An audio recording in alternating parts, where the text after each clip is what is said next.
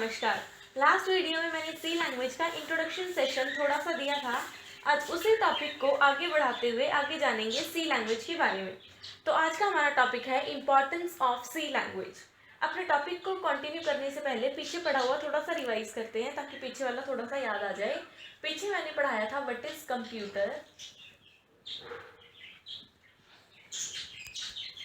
What is programming language, what is program और what is language. Computer क्या है? एक मशीन जो क्या समझता है 0 और 1। प्रोग्रामिंग लैंग्वेज क्या है? Language which is used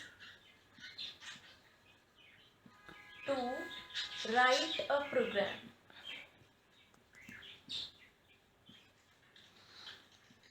programme क्या है? a set of code. Language क्या है? a way to communicate. a way to communicate. तो चलिए अपने टॉपिक को कंटिन्यू करते हैं। पहले हमें पता होना चाहिए कोई भी बड़ी प्रोग्रामिंग लैंग्वेज सीखने से पहले हमें क्या सीखना जरूरी है? सी लैंग्वेज। और सी ही क्यों सीखना जरूरी है? चलिए एक एग्जांपल के साथ मैं आपको समझाती हूँ। इमेजिन करिए एक 5 साल का बच्चा है, वो स्कूल जाता है और स्कूल में उसका फर्स्ट डे है। अभी उसकी टीचर उसको बोलती है बेटा आपको बोलना है हाउ आर यू।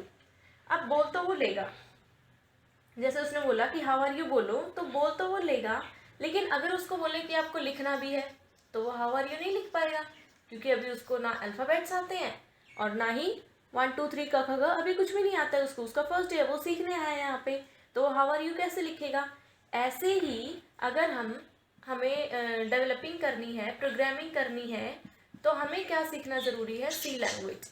सी सारी लैंग्वेजेस का जो है वो बेस है। सबसे पहले कोई भी अगर हम बड़ी प्रोग्रामिंग लैंग्वेज सीख रहे हैं तो हमें कुछ सिंटेक्स मालूम होने चाहिए, और वो सिंटेक्स हम कहाँ से सीखेंगे? सी के थ्रू सीखेंगे। जितना उस 5 साल के बच्चे के लिए ABC और क ख ग सीखना जरूरी है, उसी तरह एक प्रोग्रामर के लिए सी की इम्पोर्टेंस है। ठीक है।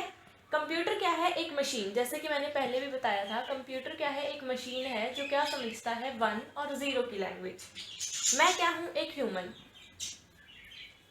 अगर हमें ह्यूमन और कंप्यूटर को आपस में कम्युनिकेट करना है, जैसे कि एक एग्जांपल ले लो, एक जापानीज है और एक इंडियन है, इनको आपस में कम्युनिकेट करना है, तो इनके बीच में क्या चाहिए? एक ट्रांसलेटर, जो क्या करेगा? इसकी लैंग्वेज को इसकी लैंग्वेज में कन्वर्ट करके इसको बताएगा और इसकी लैंग्वेज को इसकी लैंग्वेज में इसको कन्वर्ट करके बताएगा। तो यहाँ कंप्यूटर और ह्यूमन इन दोनों को आपस में कम्युनिकेट करना था, इसलिए हमने बीच में यहाँ क्या रख दिया? एक कंपाइलर। अब ये कंपाइलर क्या होता है?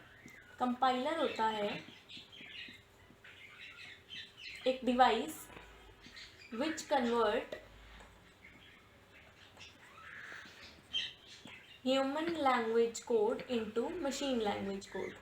तो कंपाइलर क्या करेगा? एक ह्यूमन लैंग्वेज को कंप्यूटर लैंग्वेज में कन्वर्ट करेगा, इसलिए सी एक कंपाइलर बेस्ड प्रोग्रामिंग लैंग्वेज होती है। सी क्या है? Compiler based programming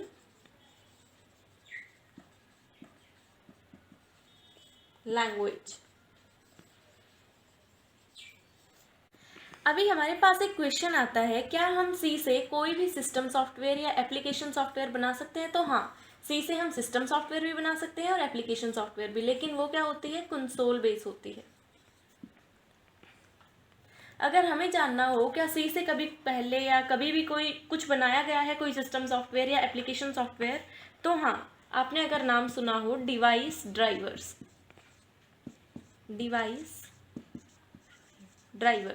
device drivers किसमें बने हैं? सी में।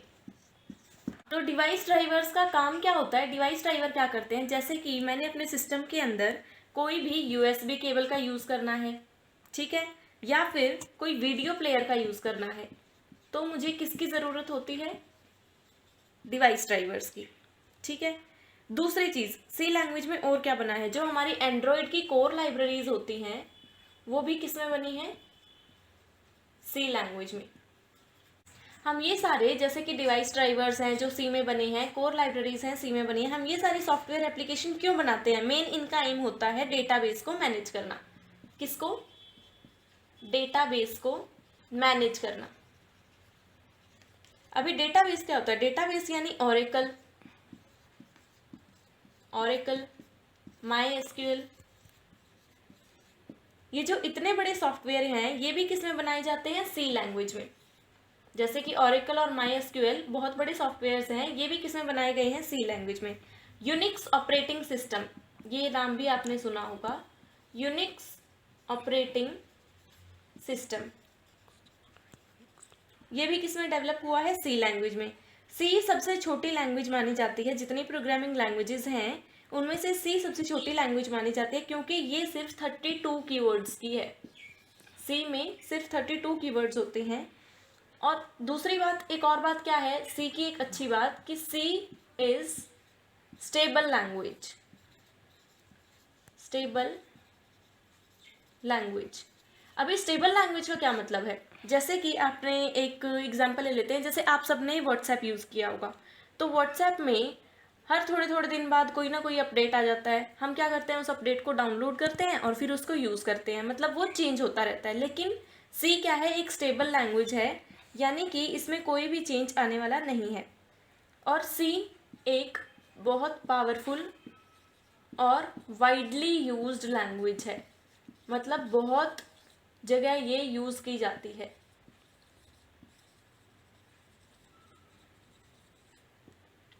जैसे मैंने बताया, सी एक बेस है सभी प्रोग्रामिंग लैंग्वेज का। कोई भी लैंग्वेज सीखने से पहले हमें सी लैंग्वेज की नॉलेज होना बहुत ज़रूरी है। ठीक है? हाँ, तो चलो आज का टॉपिक हम यही ख़त्म करते हैं। सबसे पहले एक बार हम थोड़ा सा रिवाइज कर लेते हैं, ताकि आप लोग भूलें नहीं कि आज हमने क्या क्या पढ़ा है। तो आज हमने क्या क्या पढ़ा है? व्हाट इज़ कंपाइलर और इम्पोर्टेंस ऑफ सी।